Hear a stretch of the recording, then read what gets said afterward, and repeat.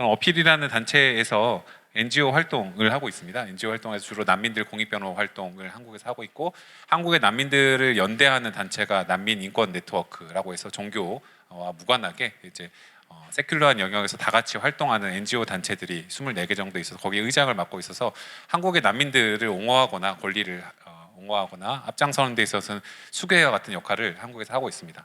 작년에 좀 몇 가지 차별금지법이라던가 아니면 혐오 표현과 관련된 내용들에 대해서 제가 완전한 전문가들은 아니지만 작년 한 해를 좀 지나면서 난민인권 활동을 해왔던 많은 사람들이 좀 충격을 많이 받았던 것들이 있었습니다. 왜냐하면 작년 한 해를 지냈는데 청와대 청원 70만 명을 표현되었던 어떤 난민들 혹은 무슬림들에 대한 적개가, 다시 말씀드리면 구적폐를 청산하고 국민의 이름으로 새롭게 정부를 세웠다라고 한 촛불 정부에서 그렇게 국민들의 민의를 받아들일 수 있는 가장 큰 통로로 만들어진 청와대 청원 사이트에서 조직적으로 갑자기 가장 많은, 지금은 그게 넘어갔죠, 청와대 청원수를 받았던 것이 난민들을 이 땅에서 추방하자라는 취지의 청원이었다는 것은, 그러면 이 땅에서의 국민들은 누구이고 이 땅에서의 주인은 누구이고 그래서 이 땅에서의 한국 사회에서의 성원이라고 말할 수 있는 사람들은 어디까지인가, 그러면 우리가 말한 촛불 정부와 사람을 위한 정부는 어디까지가 경계인가라는 것에 있어서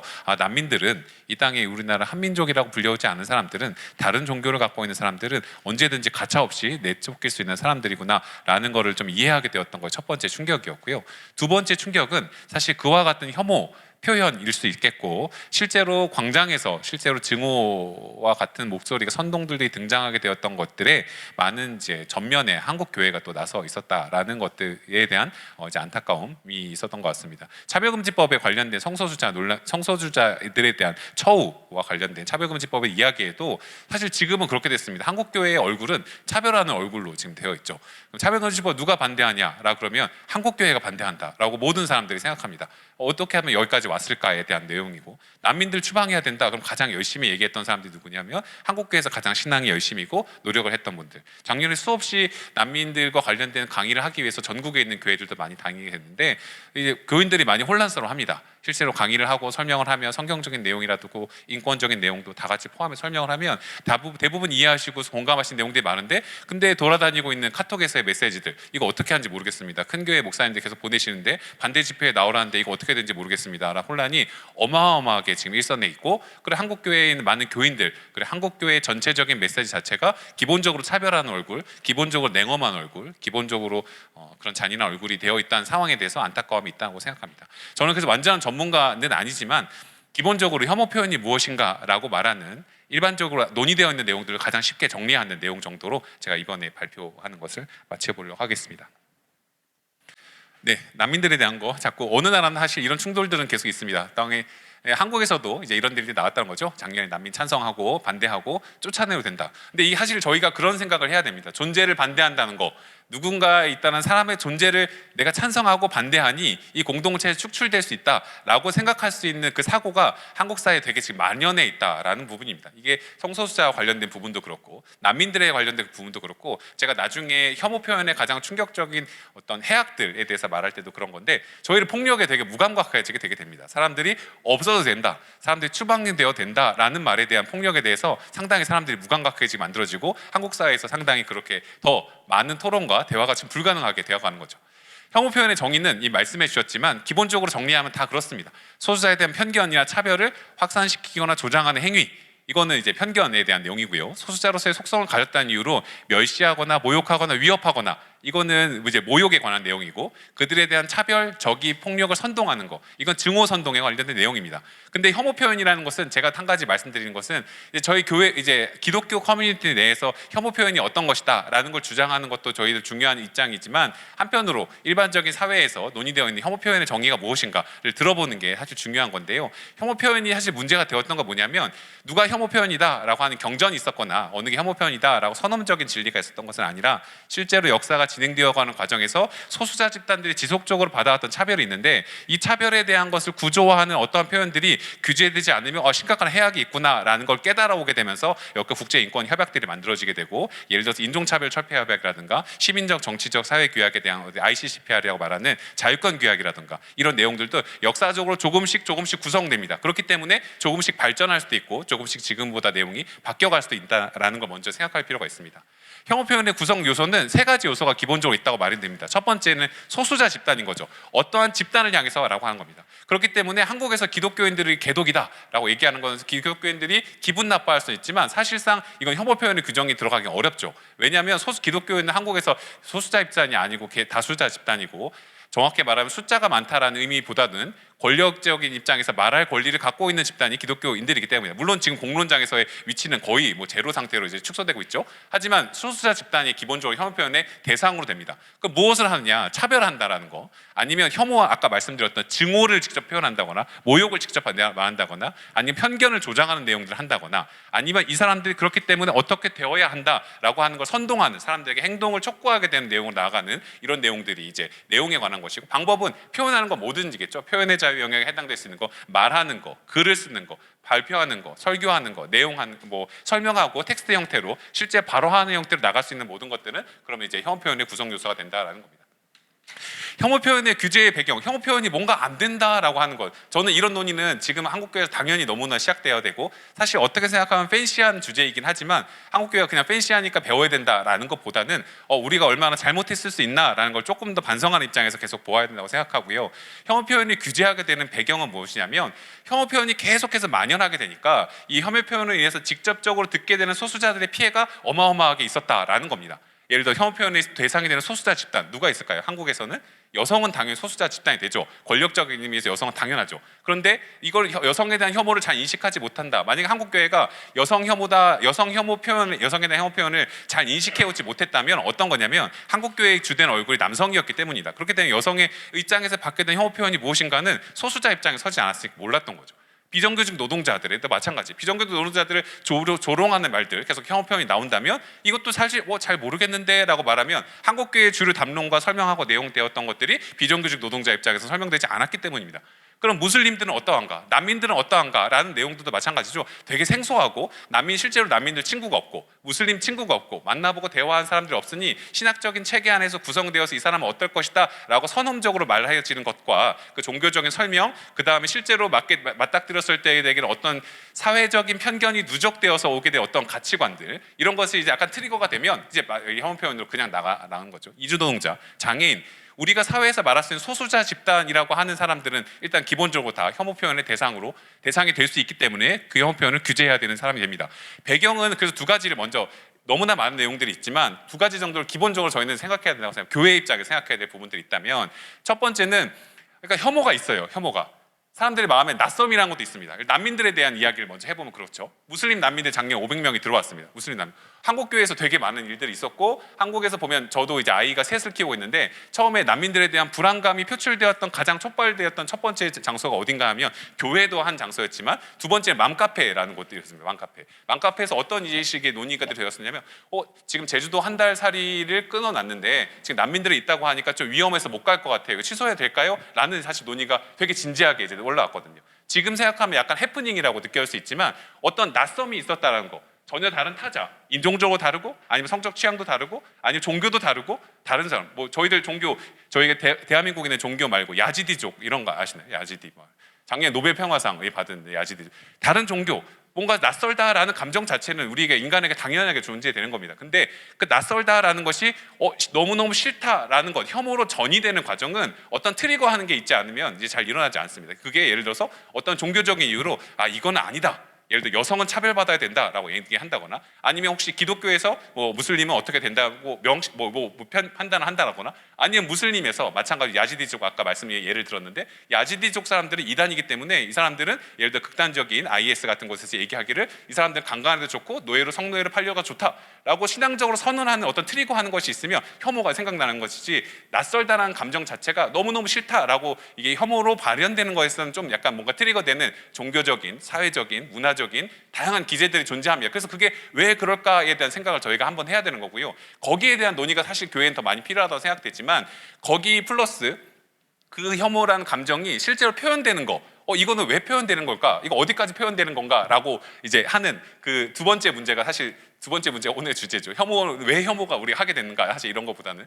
근데 기본적으로 그거죠. 이제 권력적인 거, 권력의 문제가 있다고 한 겁니다. 아까 이제 말씀드린 것처럼 혐오 표현이 쉽게 발화된다라고 하는 것은 첫 번째는 무지고 잘 모르기 때문에 여기에 대해서 이야기되는 이제 그 아까 제가 말씀드렸던 종교적인 무지 아니면 가치관적인 거 아니면 그 나라 거기서 인종적인 문화적인 구성되어 있는 어떤 가치관들이 트리거해서 무지하기 때문에 그런 것이 발언이 나오는 게 첫 번째고 두 번째는 권력 차이가 있기 때문에 이 사람들은 나는 이렇게 말을 해도 아무런 이제 지금 소수자 집단으로 되는 사람들은 아무런 이 받게 되는 피해에 대해서 이 사람들은 나에 대해서 아무런 말을 할 수 없고 나는 아무리 말을 해도 제지되지 않는 이 권력적인 열의가 존재하게 될 때는 혐오 표현이 이렇게 나오게 되는 배경이 됩니다. 혐오 표현은 유형화가 있다고 합니다. 이거를 사실 논의하면 그렇습니다. 학술적으로 논의를 하면 주로 4가지 정도가 있다고 이제 논의가 되는 거죠. 약간 생각해 볼 필요가 있습니다. 차별적인 괴롭힘이라고 하는 첫 번째 유형들이 이제 일반적으로 논의되는 것 중에 첫 번째인데요. 예를 들어서 특별한 관계 속에 들어가는 겁니다. 고용관계 아니면 특별한 어떤 목회적인 관계, 다양한 실제적인 직업관계 같은 교육이나 서비스 영역에서 어떠한 속성이 있기 때문에 이 사람들은 어떻다라고 하는 것들에 대한 편견을 얘기하는 겁니다. 그럼 그런 상태에서 직장 못 다니겠죠. 그 직장에서 동료들이 계속해서 그런 걸 직장 상사가 이야기하고 있을 때 같은 속성을 갖고 있는 사람들이 예를 들어 여성은 어떻다라고 얘기할 때 아니면 이제 뭐 서울행정법원에서는 사실 난민들이 하도 많이 오니까 이제 법원의 판사님들도 가끔 이제 사석에서 그런 얘기를 하신다는데 여기가 우리나라인지 모르겠다, 뭐 우리나라인지 난민 나라인지 모르겠다, 뭐 이런 얘기 하신다는데 그럼 그런 식의 이야기를 자꾸 하게 될 때 재판 앞에서 그런 이제 사람들이 어떻게 공정의 재판을 받을 수 있을까? 잘 안 된다라는 거죠. 특별한 관계 속에 들어갈 때. 두 번째 유형이 이게 점점 더 세지는 겁니다. 편견 조장은 어떻다. 이런 소수자 집단들은 어떻다 그리고 어떻기 때문에 차별받아도 괜찮다라고 하는 편견들을 계속해서 유포하는 것, 이것도 혐오 표현의 유형이라고 합니다. 세 번째, 이게 가장 사실 저희가 핵심 잘 생각해야 될 부분이죠. 세 번째나 네 번째 같은 경우는 좀 더 점점 더 규모가 세지는 건데 이거는 저희들이 일반적으로 생각하더라도 이건 안 되지 않나라고 생각할 수 있는 겁니다. 예를 들어 소수자에 대한 어떤 표지 때문에 그 사람을 직접적으로 욕하거나 경멸하거나 멸시하는 거 당연히 하면 안 되겠죠. 근데 실제로는 사실 이 두 가지는 당연히 하면 안 되는 것들인데 어떻게 생각하면 한국 사회에 되게 만연해 있습니다. 교회에도 만연해 있고 실제로 저희도 익숙하죠. 예를 들어 인종적인 편견, 인종적으로 사람들이 모욕하거나 인종적으로 어떤 편견을 조장하는 거 저희 되게 익숙합니다. 중국인들은 어떻다, 한국인들은 어떻다, 이집트 사람들은 어떻다, 무슬림들은 어떻다, 이거 생각하면 저희들 쉽게 얘기하고, 왜냐하면 저희가 다문화 사회로 들어갔긴 들어갔지만 이걸 반성적으로 관추해 본 적이 별로 없었기 때문에 자꾸 이게 문제가 있나를 생각하지 못하게 되지만 실제로 그런 일을 많이 하게 됩니다. 역으로 돼서 한국 사람들이 외국에서 한국 사람들 어떻다라는 얘기를 들으면 난리가 나죠. 외국인들 갑자기 눈을 찢은 거, 갑자기 축구 선수 누가 이렇게 했다 그러면 트위터 계정 한국 사람들이 몰려들어서 폭파하고 갑자기 어떻게 네가 감히라고 했는데, 이것은 사실 인종차별을 하면 안 된다라는 보편적인 감정에서 근거한 내용들이 아니라 니네가 왜 우리를 건드려라는 것에 대한 반응에 불과하지, 마찬가지로 한국에서 당연히 인종차별 같은 내용들은 어마어마하게 일어납니다. 증오성동도 하면 안 되겠죠. 다 죽여버려, 다 없애버려, 다 추방해, 이 사회에서 없어져야 될 것들이야, 이건 이 자체가 불법이야 라고 얘기하는 것들은 사실 하면 안 되지만 이 두 가지 영역들은, 그리고 증오선동 같은 경우는 실제로 조금만 트리거가 되면 실제로 사람들 살해하거나 죽이는 거, 아까 전에 제가 말씀드렸던 야지디지옥 같은 거에 강간 사례도 마찬가지고, 옛날에 히틀러 같은 문제에서의 예를 들어 유대인들은 어떤 문제가 있다라는 것에 대해서 계속 유포하다가 죽여도 된다라고 하니까 순식간에 트리거 되면 사람들 죽는 일들이 생겨납니다. 이거 당연히 옛날부터 증오선동은 안 된다, 이건 형사적으로 규정한 나라도 있고 당연히 규정하지 않는 나라도 있고 그렇습니다만 이건 제일 안 된다. 모욕도 당연히 나쁠 것 같다라고 한 부분이 있는데, 핵심적인 부분은 편견을 이제 유포하는 이런 내용들에 대한 것들입니다. 편견을 유포하고 편견이 있기 때문에 이 가치관에 따라 차별을 받아도 될까라고 하는 이야기를 한 이 부분들을, 그럼 이 부분도 규제 안 해도 되나? 근데 이 부분도 규제가 되어야 된다는 거죠. 이 규제가 단지 형사적으로 반드시 처벌돼야 된다라는 건 아니라고 하더라도 사회적인 논의를 거쳐서 조정도 필요하고, 이것은 해도 된다, 이것은 말하면 안 된다, 이것은 공론장에서 허용될 수 없는 범위다라는 것들이 편견 조장과 관련된 내용들이 되지 않으면 마찬가지로 이 똑같은 편견을 계속 조장되고 유포되는 상황에서는 금방 다음 단계로 넘어가기 때문에 여기가 사실 혐오 표현이 무엇인가를 정의할 때 핵심적인 영역이 됩니다. 거의 끝내겠습니다. 네, 정말 말이 너무 빨리 많았어요. 네, 혐오 표현의 해악은 뭔가요? 그러면 소수자 집단들이 받게 되는 피해가 어마어마하게 있습니다. 이건 뭘까? 되게 잘 모르겠다라고 생각하시는 분들은 우리가 소수자 집단으로 살아보지 않았기 때문에 사실 그런 느낌이 든다는 겁니다. 여성으로서 차별받아보지 않은 사람들은 여성 차별 뭐야? 여성 혐오. 난 여성을 혐오한 적 없어 라고 널 여성을 존중하는 것이지 무슨 잘 모르겠는데 뭔지? 이렇게 될 때는 모른다는 거죠. 근데 소수자 집단들이 기본적으로 그 사회의 공론장에서 살아갈 수 없는 심각한 정신적인 피해, 혐오 표현의 대상이 됐을 때는 심각한 정신적인 피해, 축출, 그리고 이 실제로 고용관계에서 학교 생활에서 정상적인 삶을 영위할 수 없는 상태가 이제 계속해야 됩니다. 뭐 예를 들어서 그런 거죠. 아까 저는 난민들 이야기를 하다 보니까 자꾸 그 난민 예수를 들게 되는데, 작년에 사실 그 광풍이 이슬람 사람들은 어떻다, 난민들은 어떻다, 추방되어야 된다라는 메시지가 확 쏠고 나니까 실제로 어떤 일들이 많이 있었냐면, 사람들 페이스북 계정에서 난민들 계정인 게 확인되면 막 이렇게 협박이 옵니다. 메시지에 너 어디인지 알아, 어디 살고 있는지 알아, 너 죽여버리겠어, 막 이렇게 이런 식의 협박 메시지가 전혀 모르는 사람들도 옵니다. 이슬람인들이 그럼 어떻게 되냐면 이태원에서 막 얘기를 합니다. 카페에서 말하면서 얘기를 하는데 어떤 일이 생기냐면 아랍어로 너무 크게 얘기를 해요. 아랍어로 너무 크게 하니까 갑자기 수근수근하더니 경찰이 출동합니다. 사람들 전화해서 과장되고 이게 왜? 또 이럽니다. 저번에 뉴스에 찾아보면 이런 거 있으신지 모르겠는데, 고속버스 터미널에서 어떤 분이 이제 가방을 들고 이렇게 막 가는 겁니다. 이제 아랍인이었어요, 가방. 근데 알고 보니까 누가 저기 수상한 사람들이 지나간다라고 해서 수방사 사람들이 출동을 했던 게 뉴스 기사에 떴습니다. 아랍인이 가방을 들고 가는데 뭔가 수상해 보인다는 겁니다.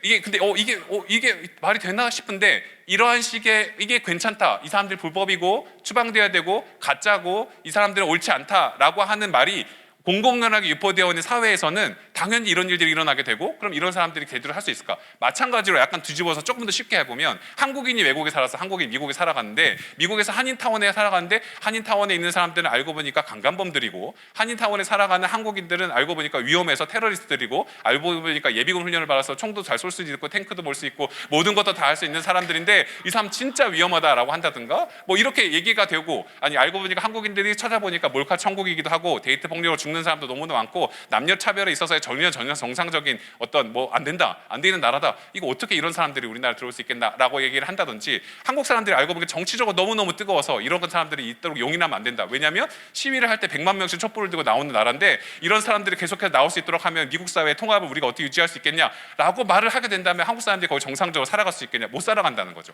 근데 이런 부분들은 어떻게 되냐면, 소수자 집단들이 기본적으로 받아보는 엄청나게 살기 어려운, 우리가 처해보지 못하면 받게 되는 피해가 혐오 표현으로 있다라는 것도 있고요. 아까 그런 것 때문에 다원적인 사회에서 같이 살아갈 수 있는 공존의 조건들이 완전히 파괴된다는 겁니다. 말할 권리가 없는 거죠. 불법인 사람들은, 그리고 불법이고 합법화로 주장될 수 없는 사람들은 이 사람들은 말할 권리가 없는 겁니다. 그 사회에서 축출되고 법적으로 난민들 같은 법적인 지위도 얻게 되지만, 법적인 지위가 없는 사람들마다도 말할 권리가 없는 유리천장이 계속해서 맞닥뜨리게 되는 거죠. 두 번째는 아까 제가 잠깐 말씀드렸는데, 존재를 반대한다는 폭력성이 한국 사회에 지금 만연합니다. 그러니까 이렇게 해서 얘기하다 보니까 성소수자에 관련된 그것도 그렇고, 난민도 추방해도 됐다라는 목소리가 기본적으로 있다 보니까, 나는 너를 반대해라는 것의 목소리가 엄청나게 실제적으로 내가 그 가치관이 아니라 실제로 축출되어야 될 것이다 라고 말하게 되는 폭력적인 문화가 한국 사회에 지금 강력하게 있어서, 이걸 어떻게 해소해 나가는 것이 한국 사회 민주주의를 더 다원화되고 더 소통과 대화를 통해서 해결할 수 있는 민주주의를 어떻게 발전시킬 것인가가 중요한 것이 되는 거죠. 세 번째는 그렇게 됩니다. 이 소수자 혐오 표현을 계속해서 하다 보면 어떻게 되냐면,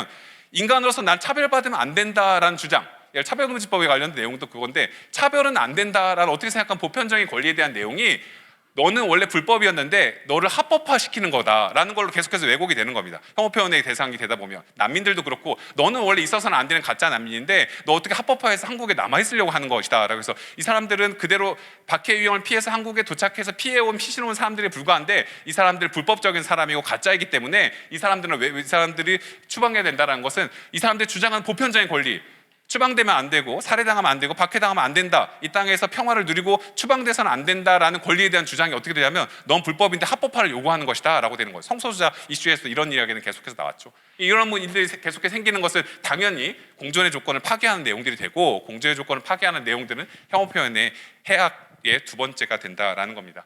책에 더 많은 내용들을, 제가 아주 쉬운 내용들을 적어 놓았으니까 참고해 주시면 좋겠습니다. 감사합니다.